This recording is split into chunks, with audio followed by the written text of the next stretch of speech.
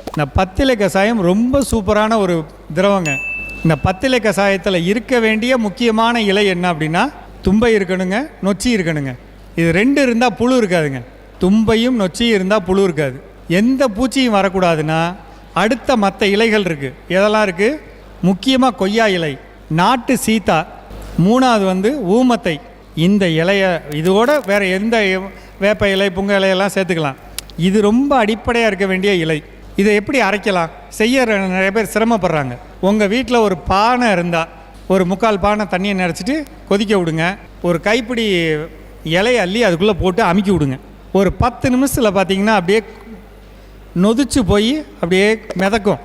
திருப்பி இன்னும் கொஞ்சம் தள்ளி உள்ளே போடுங்க, இன்னும் கொஞ்சம் தள்ளி உள்ளே போடுங்க. இப்படியே போட போட ஒரு குறிப்பிட்ட நேரத்தில் பார்த்திங்கன்னா ஒரு கஷாயம் மாதிரி ஆயிரும். இலை இருக்கும், கஷாயம் மாதிரி ஆகிடும். இந்த கஷாயத்தை நம்ம ட்ரம்மில் நம்ம போட்டு வைக்கிறோம் இல்லைங்களா? நான் என்ன சொல்லியிருக்கேன், 100 லிட்ரு கோமியத்தோட 100 கிலோ இலையை கலங்க.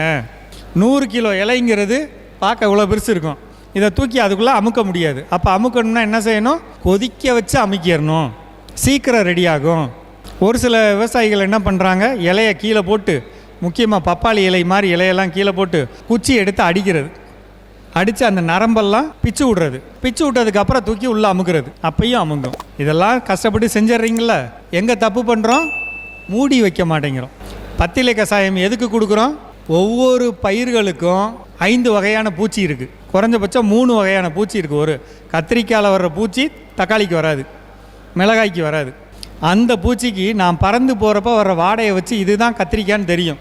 அந்த கத்திரிக்கான்னு தெரிய விடக்கூடாதுங்கிறது தான் பத்திலை கஷாயத்தோட முதல் அடிப்படை. ஐயா நம்மாழ்வார் சொல்லி கொடுத்தது என்னென்னா, இதை அடித்தோம்னா அந்த காட்டில் அந்த வாடை வந்ததுன்னா இது கத்திரிக்காய் இல்லைன்ட்டு அந்த பூச்சி போயிடும். முதல் காரியம் போகும், கண்டிப்பாக போகும். இரண்டாவது, இதை அடிக்கிறப்ப இதில் இருக்கக்கூடிய அமிலத்தன்மை எந்த அளவுக்கு அப்படின்னா, நீங்கள் கை வச்சு எடுக்கிறப்பே உங்களுக்கு கை சுறுசுருங்கும். அந்த அளவுக்கு எஃபெக்ட் இருக்கும். அதில் மூடியை திறக்கிறப்பே மூஞ்சியில் அப்படியே என்ன சொல்ல, தலையை திருப்புற அளவுக்கு வாடை இருக்கும். மூடியை திறந்து கீழே வச்சுட்டு கையை வச்சிங்கனாலே ஒரு மாதிரி இருக்கும். அந்த அளவுக்கு அமில பொருளை நம்ம 10 லிட்டருக்கு 1/2 லிட்டர் கலந்து அடிக்கிறப்ப, நான் சொன்னேன் பார்த்தீங்களா, மோருக்கு இலையை கழுவி விட்டு எனக்கு வளர்ச்சி வரும்னு, அந்த எஃபெக்ட் கிடைக்கும். ஒரு புழு இருக்குன்னா அந்த புழு நகருது பார்த்தீங்களா, நகர் அந்த வரி இருக்குல்ல, அந்த வரியில் போய் இது பட்டுச்சுன்னா புழு செத்து போயிருங்க. இதுதான் அதோட அடிப்படை. ஆனால் என்ன நடக்குது, நம்ம மூடியை திறந்து வச்சிடறோம். அந்த காற்றுல அந்த ஆவியெல்லாம் வெளியே போயிடுது. அடித்தாலும் கேட்க மாட்டேங்குது. இதை மட்டும் கவனிங்க. இனிமேல் வர காலத்தில் டைட்டாக மூடி வச்சு செய்யுங்க. ரொம்ப குறைவான செலவு. உதாரணத்துக்கு 200 லிட்டர் நீங்கள் தயார் பண்ணால் வருஷம் ஃபுல்லாக அடிக்கலாங்க. இப்போ உதாரணத்துக்கு நம்ம மாமரத்துக்கே அடிக்கணும்னா கூட இது இருந்தாலே போதுங்க, அடிச்சிடலாங்க. ஏன்னா இப்போ உதாரணத்துக்கு 10 லிட்டருக்கு 1/2 லிட்டர் கலக்குறோங்க.